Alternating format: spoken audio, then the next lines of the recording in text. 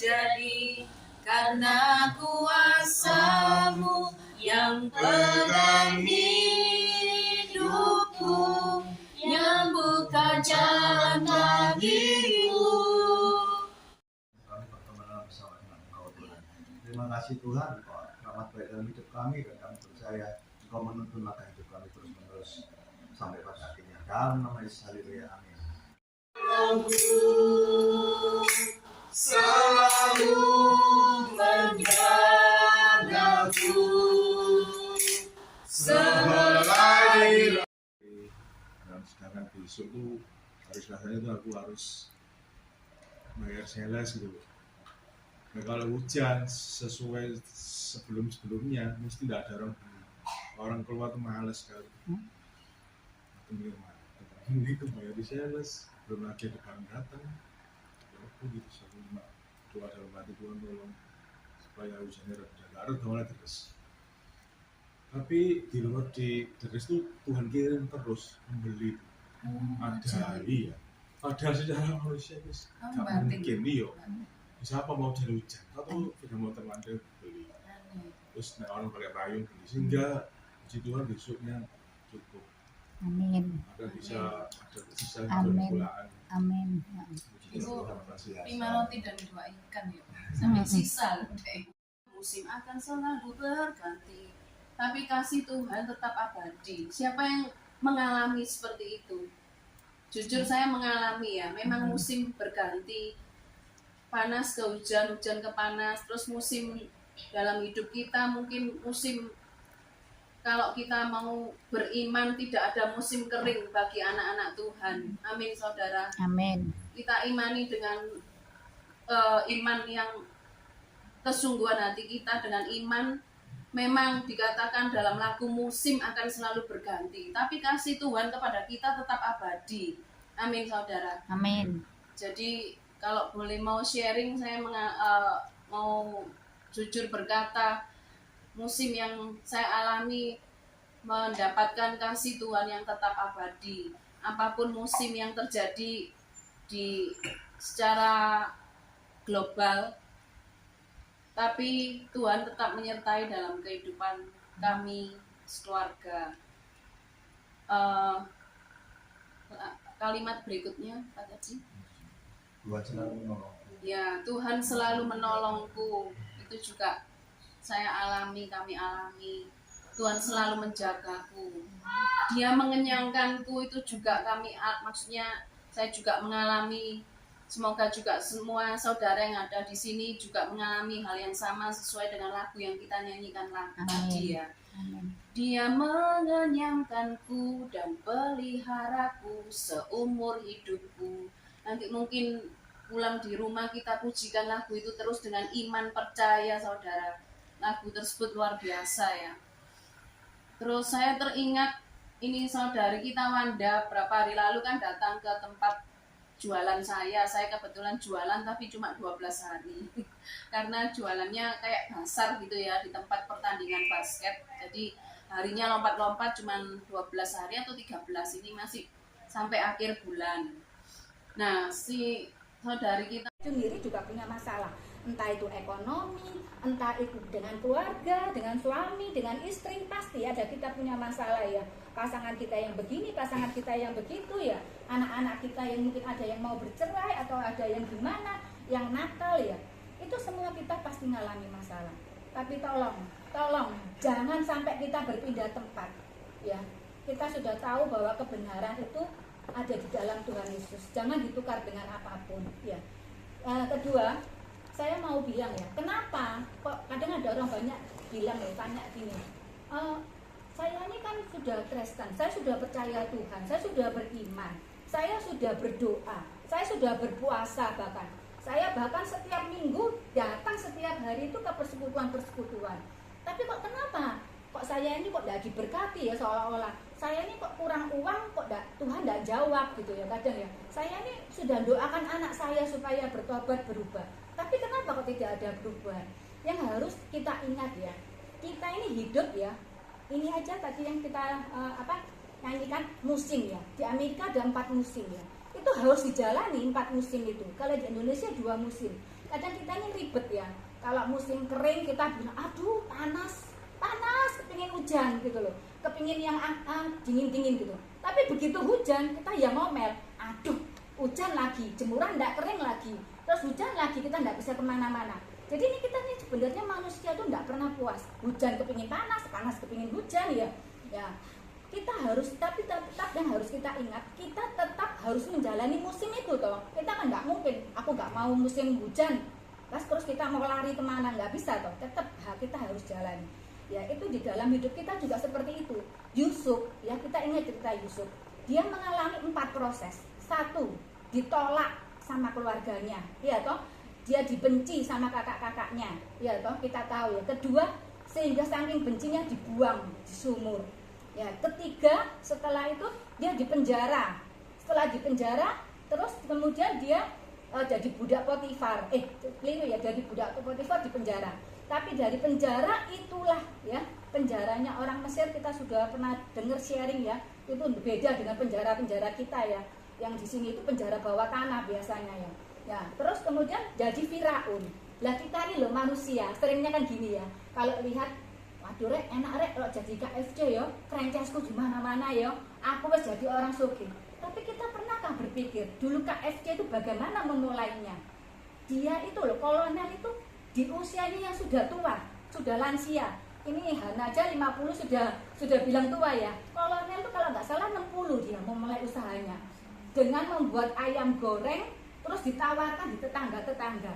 Terus ditolak lagi. Lah, gimana perasaan kita ya? Kadang kita ditolak satu orang, belanjaannya, dagangan kita aja sudah kecewa ya.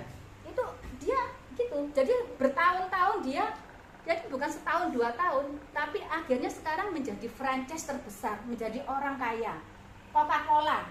Dulu kalian pernah dengar nggak ceritanya sejarah Coca-Cola? Coca-Cola itu cuma air dicampur soda, terus dicampur satu bahan yang membuat jadi Coca-Cola, ditawarin di botol gini aja. Bukan seperti Coca-Cola sekarang ada mereknya, ditawarin ini, mau beli tah minuman ini, enak loh.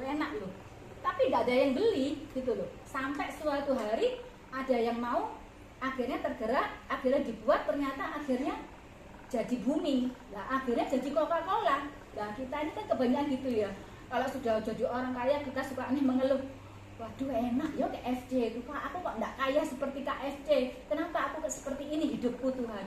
Itu kita harus ingat, kita ini hidup ada di 4 proses ya. Jadi kita harus tetap menjalani seperti yang Yusuf jalani ya.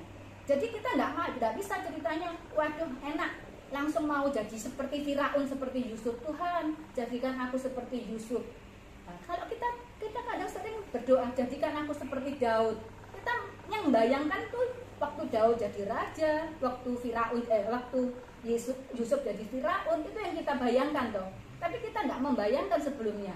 Waktu itu kan Daud juga sempat diburu-buru oleh Saul. Nah, jadi semua itu, jadi kita ini ada tahapnya. Jadi jangan khawatir. Setiap kita pasti jadi Firaun. Karena Tuhan sudah bilang kita diciptakan sebagai pemenang. Jadi jangan khawatir. Cuma kita ini harus mengalami proses itu. Jadi tetap harus kita alami. Mungkin kita di saat ini ya, ada yang mungkin ditolak oleh keluarganya, mungkin mengalami sakit hati dengan keluarganya. Nah, itu kita harus pemberesan dulu. Kalau kita bisa bereskan, kita nggak sakit hati, kita nggak kepahitan, kita nggak kecewa. Nah, kemudian kita mau mengampuni mereka yang menolak kita. Nanti kita lagi masuk ke proses yang berikutnya. Mungkin kita akan dibuang, seperti Pak Catur mau dibuang ya, di kakaknya, keluarganya. Mungkin kita mau dibuang kemana gitu. Ada teman saya itu juga suaminya tuh yang sudah biasa di Surabaya, akhirnya dipindahkan tugas ternyata di Kalimantan. Padahal anaknya kecil, tiga tuh kecil-kecil. Dia itu kan seperti dibuang. Kenapa salahku? Maksudnya kok tiba-tiba dibuang gitu loh, enak-enak berkeluarga gini. Nah akhirnya repot lagi. Tapi kita tuh enggak apa-apa, kita harus ngalami itu. Jadi pertama yang harus kita ingat itu, 1, kita jangan sampai menukar keselamatan kita tetap harus pegang ya. Kedua yaitu kita harus tahu bahwa kita itu ada proses dalam hidup kita. Kalau kita mau mencapai jadi Firaun, jadi Daud seperti raja, atau kita mau jadi seperti orang Coca-Cola, ya kita harus jalani prosesnya dulu gitu loh. Jadi nggak bisa kita dari proses A ke D kita langsung lompat ke D ya, nggak bisa. Jadi kita harus jalani. Lah selama mengalami musim-musim itu, ya itu tadi yang kita dengarkan lagunya, kita harus percaya bahwa Tuhan selalu menolong kita ya. Ya itu yang mungkin yang mau saya sampaikan ya. Mungkin ada yang mau nambahkan lagi? Diinjili teman-teman dari berbagai gereja, ada teman komunitas sesama profesi diinjili tapi mereka fair. Wis Pak, kalau saya itu gereja saya, kalau saya itu wis Tuhan yang tuntut. Sebenarnya kita ngatakan aja, wah ya senang saya. Baik di Surabaya maupun Jakarta. Saya kan bukan saya orang Surabaya, tapi warga Jakarta. Jadi saya modal mandiri Jakarta. Ya diinjili di sini, diinjili di sana punya komunitas, di sini punya komunitas. Mereka semua fair. Nggak harus ke gereja saya, tapi kita ngabarkan, oh it's okay. 7 tahun diinjili, 7 tahun baca Alkitab, baca sendiri. Sampai akhirnya ya tanggal 2 Agustus kemarin, sebelumnya 2 bulanan masuk gereja itu ya, akhirnya ke gereja sama dengan Pak Tris di PKI, terus kelas katekisasi ya, terus 2 Agustus dibaptis. Dari perjalanan saya lahir sampai saya kan pegangan saya kan bukan Alkitab, al satunya, ya kan, al satunya. Bahkan saya hampir haji sudah bayar, nggak tahu kok saya batalkan. Lalu karena ya dipotong ya sesuai aturan, dipotong jadi nggak jadi haji. Terus ya sudah kehidupan normal. Ya saya pikir-pikir setelah saya baca Alkitab, kan ada ayatnya ya, cuma saya nggak hafal di mana karena saya bukan pendeta. Yang penting saya imani ada ya. Bukan saya yang cari Tuhan, bukan saya yang pilih Tuhan, tapi Tuhan yang pilih saya. Kalau saya dipilih, mau kemana lari? Ayo lari ke sana ketemu aku, lari ke sana ketemu aku ya. Ada lagunya. Nggak bisa ya. Saya maunya balik lagi ke al satunya, tapi nggak bisa. Ya itu kan dimulai dari ketika itu cara Tuhan ya. Tuhan kan nggak punya kekurangan cara. Itu kalau disebutkan Tuhan punya 1 miliar cara, berarti kan masih bisa dihitung caranya. Unlimited ya. Kalau dibilang 1 triliun berarti tapi kan masih bisa dihitung. Ya, berarti cara Tuhan unlimited, tidak bisa diukur dengan angka. Cara Tuhan kan aneh, tapi itu caranya. Kadang kan kita maunya Tuhan itu maunya kita. Tuhan itu seperti maunya kita. Misalnya butuh pertolongan, Tuhan kalau nolong aku itu kayak gini loh, kayak gini kan sering gitu kita maksakan kehendak. Padahal Tuhan punya skenario sendiri. Nah itu skenario Tuhan ya gitu.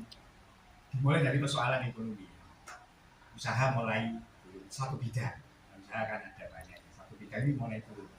Ini andalannya saya, anak-anak waktu itu masih kecil, andalannya saya, motornya, karena harus keluar kota, itu mulai turun, sehingga saya mulai berpikir, kenapa? Tambah sakit, penyakit. Persis seperti yang diceritakan Pak Tris tadi, tapi itu bukan saya, itu ada orang, tapi penyakitnya mirip. Ini turun ya. Walaupun sebenarnya masih ditopang saya, tapi dari start keadaan begini kan juga mulai turun. Sebenarnya hati mulai goyah, mulai putus asa, ketambahan penyakit. Kemudian di tengah putus asa itu saya merenung. Sampai suatu hari saya ada pemikiran gini, perlukah saya cari Tuhan melalui jalan lain? Saya mulai baca, terus terang ya, waktu itu di pikiran saya ada 2 pilihan. 1, itu poin Kristen. 2, terus terang kalau saya sebut agama ya. Saya mulai cari literatur, karena sudah bisnis, sudah mulai misalnya bisnis itu masih bisa dihandle istri. Saya mulai cari waktu. Saya cari literatur, nggak ada, bukan sedikit, nggak ada. Yang seabrek Kristen. Nah, ini mungkin maunya Tuhan. Sudah saya baca buku, belum Alkitab, buku. Akhirnya saya merambah baca Alkitab.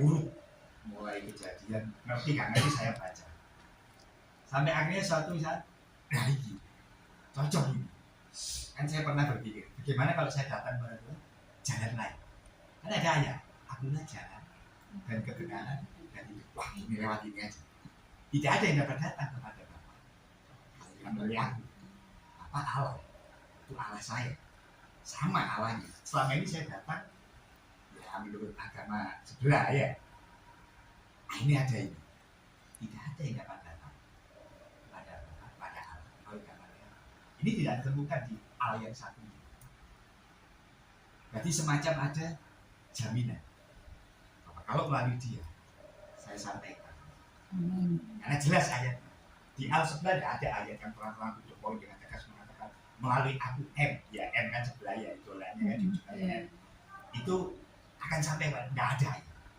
Tapi di Alkitab kan jelas saya nggak tahu di mana karena memang nggak saya catat yang penting saya ingat ada akulah jalan dan kebenaran dan hidup tidak ada yang dapat datang kepada Bapa Allah kalau tidak melalui aku ya sudah saya tekati saya terus membaca ketemu teman-teman mulai pulih saya secara psikologis ya. Dan secara nggak sadar ternyata penyakit saya sembuh padahal saya nggak berobat disuruh periksa takut bukan saya nggak ada dulu tapi saya sudah penakut nanti hasil lab bilang begini stres duluan saya gampang stres makanya ketika usaha mulai gini saja padahal cuma satu bidang masih ada bidang ini saya sudah mulai stres nah kalau saya periksa lab terus hasilnya begini ya apa nggak tambah stres akhirnya saya putuskan nggak usah istri saya bilang periksa enggak mati kamu kok saya bilang gitu ya saya putus asa tapi di tengah itu saya ketemu ayat itu tadi saya makin serius baca terus ketambahan teman gini tanpa sadar saya sembuh tanpa perlu apa-apa penanganan secara medis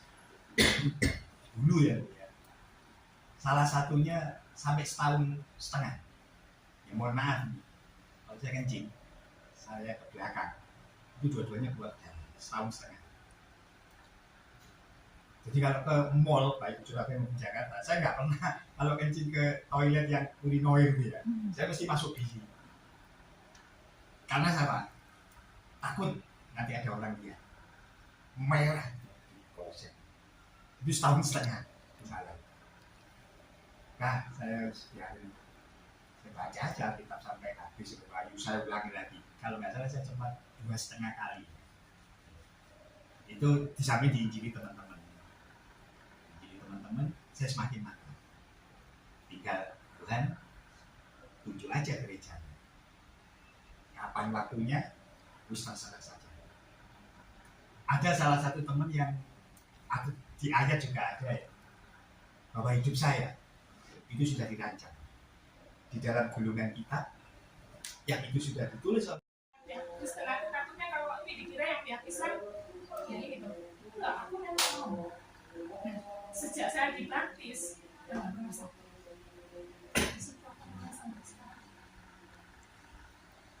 jadi kayak saya punya hasil apa bagian saya kebun cengkeh apa itu udah diambil lagi saya semua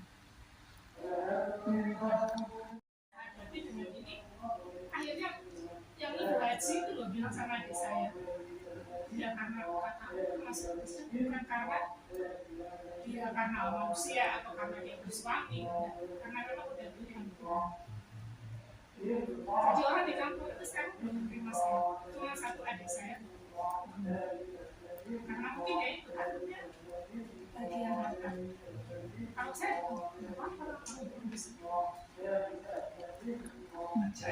ya aja istri saya itu guru ngaji istri saya guru ngaji sekarang sudah saya itu pastor iya sembahyang 5 waktu iya guru ngaji begini KTP-nya aja masih begini sudah dibaptis di Ebenezer di Jakarta memang beda waktunya dia di Ebenezer sama anak di Jelambar barusan juga lebih dulu setahun setengah jadi guru ngaji baca Al-Qurannya asik menerjemahkan Al-Quran bisa karena memang dia orang pondok Lu kok bisa?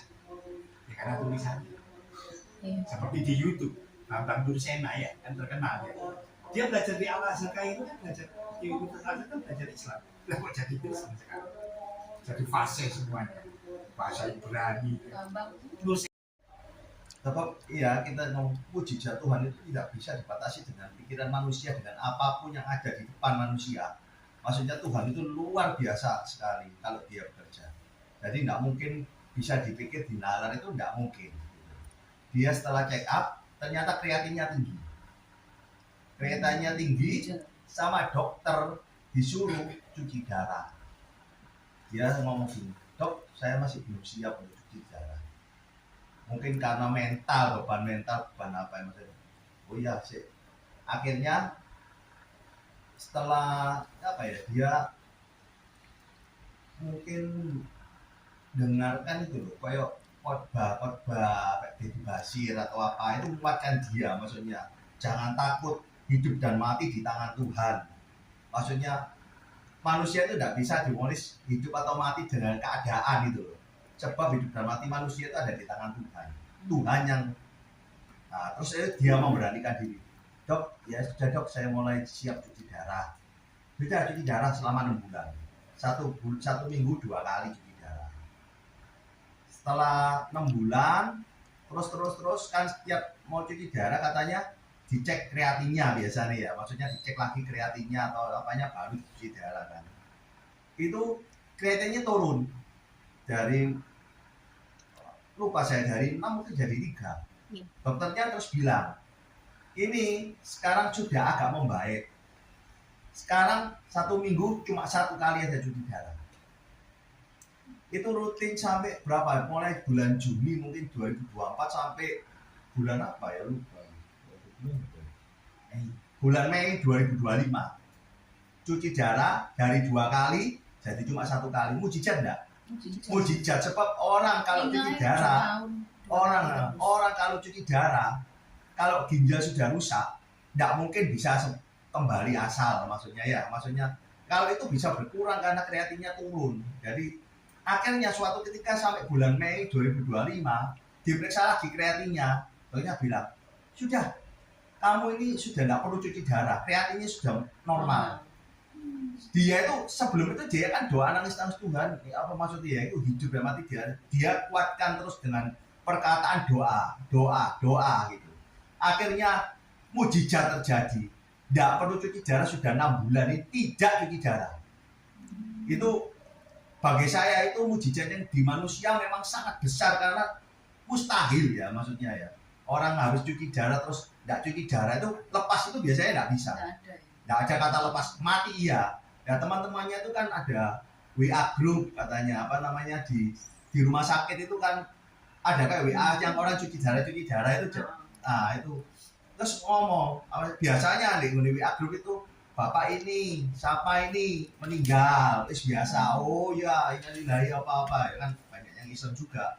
Terus dia, "Bapak ini sudah tidak cuci darah lagi." Semua kaget, banyak telepon masuk dari teman-temannya itu. "Loh, kamu itu rahasiamu itu apa? Kamu kok bisa?" Maksudnya mungkin kamu kan Chinese ya. Itu mungkin kamu punya rahasia obat-obatnya khusus untuk supaya kamu itu bisa terbebas dari cuci darah. Oh, tidak ada. Cuma satu, doa. Semua diem. Ya itulah, dia terus berjanji, "Kalau saya Tuhan waktu dulu cuci darah, kalau saya sudah tidak cuci darah."